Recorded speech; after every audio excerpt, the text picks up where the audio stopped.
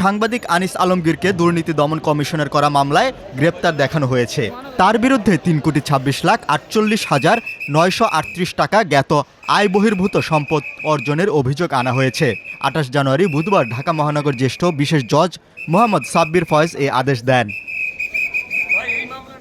২৮ জানুয়ারি সকাল ৯টা ৫০ আনিস আলমগীরকে ঢাকা মহানগর দায়রা জজ আদালতের হাজতখানায় নেওয়া হয়। পরে বেলা ১১টার দিকে তাকে হেলমেট ও বুলেট প্রুফ জ্যাকেট পরিয়ে ২ হাতে হাত করা লাগিয়ে আদালতে আনা হয়।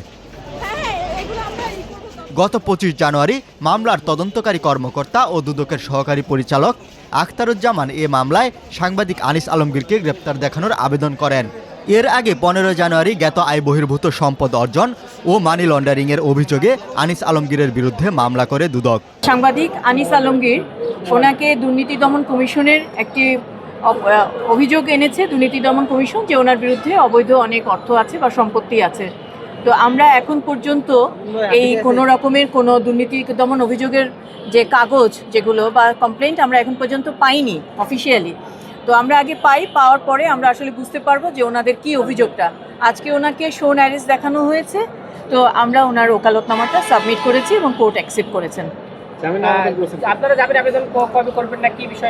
আমরা জামিনের আবেদন এখনো করিনি। আমরা যেহেতু এখনো কোনো অভিযোগের কাগজ পাইনি আমাদের হাতে ফর্মালি, আমরা সেই কাগজটুকু আমরা আগে নিই, তারপরে আমরা আমাদের বিবেচনা মতো জামিনের আবেদন করব।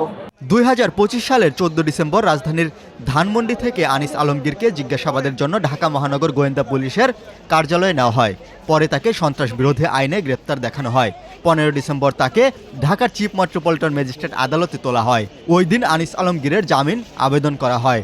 আদালত জামিন নামঞ্জুর করে ৫ দিনের রিমান্ডে পাঠানোর আদেশ দেন। রিমান্ড শেষে ২০ ডিসেম্বর কারাগারে পাঠানো হয় তাকে। এরপর থেকে তিনি কারাগারে আছেন।